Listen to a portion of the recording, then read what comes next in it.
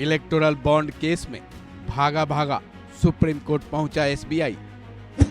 Supreme court में SBI ने क्या लगाई गुहार? क्या सीजेआई देंगे एसबीआई को राहत?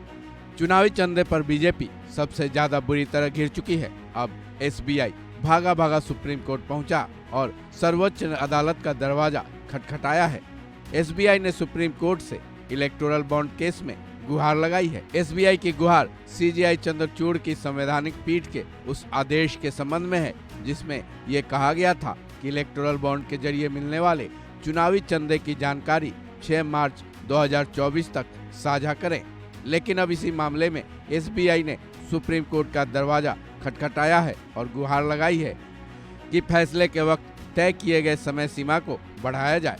भारतीय स्टेट बैंक ने सर्वोच्च न्यायालय में एक अर्जी दाखिल की है जिसमें उसने इलेक्टोरल बॉन्ड की जानकारी साझा करने की समय सीमा 30 जून 2024 तक बढ़ाने की मांग की है। एसबीआई ने अपनी याचिका में यह भी जिक्र किया है कि सुप्रीम कोर्ट ने 15 फरवरी को अपने आदेश में कहा था कि दाताओं की जानकारी सार्वजनिक किया जाए। उस वक्त तक 22,217 इलेक्टोरल बॉन्ड्स का इस्तेमाल कई राजनीतिक दलों को दान देने के लिए किया गया था।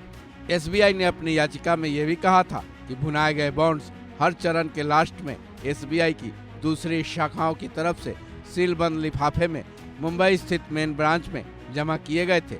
एसबीआई ने याचिका में जिक्र किया है कि ये 2 अलग अलग सूचना साइलों में मौजूद है, जिसका मतलब ये है कि कुल 44,434 सेटों का डिकोड, गिनती और तुलना करनी होगी। इस जानकारी को देने के बाद सुप्रीम कोर्ट से एसबीआई ने गुहार लगाई है कि इस पूरे काम को पूरे करने के लिए 3 हफ्ते का वक्त पर्याप्त नहीं है। इसलिए सुप्रीम कोर्ट के फैसले की पालना करने में एसबीआई को सक्षम बनाने के लिए सर्वोच्च न्यायालय की तरफ से दी गई समय सीमा को बढ़ाई जाए।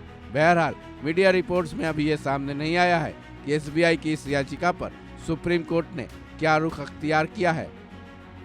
गौरतलब है कि इलेक्टोरल बॉन्ड के बारे में सुप्रीम कोर्ट की संवैधानिक पीठ की अगुवाई कर रहे सीजेआई चंद्रचूड़ की बेंच ने 12 अप्रैल 2019 से लेकर फैसले की तारीख तक इलेक्टोरल बॉन्ड्स के जरिए किस राजनीतिक पार्टी को कितना चुनावी चंदा दिया गया है, इसका डिटेल 6 मार्च 2024 तक देने के आदेश दिए गए थे। हालांकि एसबीआई ने अब इस बारे में तय डेडलाइन के भीतर पूरी जानकारी दे पाने में असमर्थता जताते हुए समय सीमा बढ़ाने की मांग की है। इस याचिका पर सुप्रीम कोर्ट क्या फैसला लेगी, फिलहाल सामने तो नहीं आया है, लेकिन इस पूरे मामले में बीजेपी को सबसे ज्यादा नुकसान होने की संभावना है, क्योंकि इस तय तारीख में बीजेपी को ही इलेक्टोरल बॉन्ड्स के जरिए सबसे ज्यादा चंदा मिलने की बातें भी कही जा रही हैं। इस खबर में बस इतना ही। बाकी अपडेट्स के लिए जुड़े रहें वन इंडिया हिंदी के साथ।